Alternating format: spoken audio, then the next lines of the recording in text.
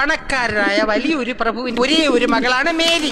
അവൾ അന്യനാട്ടിൽ നിന്നും വന്ന നിഖിൽ മഹേശ്വർ എന്ന വലിയൊരു സംഗീതജ്ഞനെ ജീവനു തുല്യം സ്നേഹിച്ചു.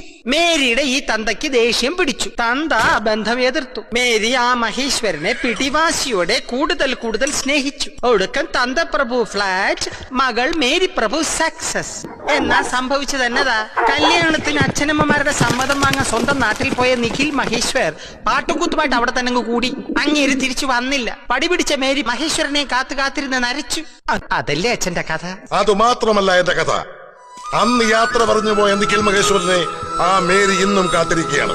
1-2 വർഷമല്ല, 30 വർഷമായി കാത്തിരിക്കുന്നു.